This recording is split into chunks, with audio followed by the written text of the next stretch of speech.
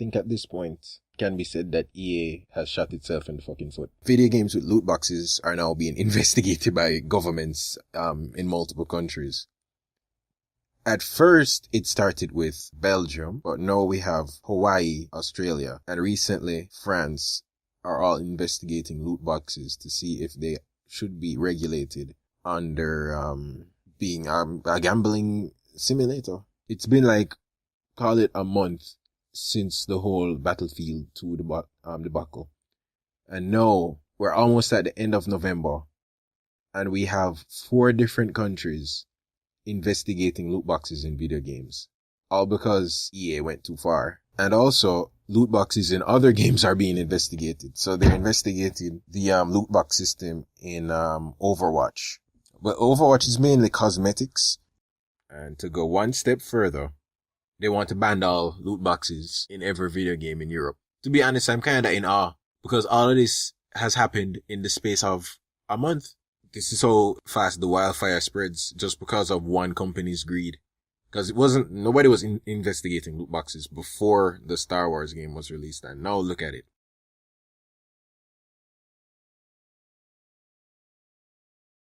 It has been declared by the Gaming Commission that the mixing of money and addiction is gambling. So they did have a definition before, but I guess they reworked it for this. And they also went on to say that mixing gambling and gaming, especially at a young age, is dangerous for the mental health of a child.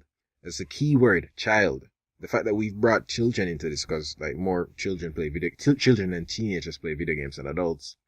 They're more susceptible to psychological manipulation than an adult would be. Because I know that I can restrain from spending money on in-game purchases, but I don't know if like a 12-year-old can. But in the old days, I didn't have to worry about that. I just got my game and played it. Alright, so at this point, governments are looking into adding some form of regulation for loot boxes and possibly gaming as a whole. The good thing is that there will be some form of regulation associated with loot boxes. The bad thing is, you now have regulations in video games, which wasn't the case before. The only regulation we had was the rating body, which didn't really do anything. But now you're going to have government intervention in video games. I honestly don't like that. I don't want them to have too much control over the creativity that developers have. But now, thanks to greedy publishers, that seems like it's going to be the case. Here we are in the early stages of things. We can't really predict what exactly is going to happen. It could lead to nothing. It could lead to new regulations. But at this point, we can safely say that these investigations are being carried out because of the greed of publishers and developers. Now we may have some level of government intervention. I don't want to have video games being regulated to such a degree that they're not fun anymore. Because that's one of the great aspects of like video games.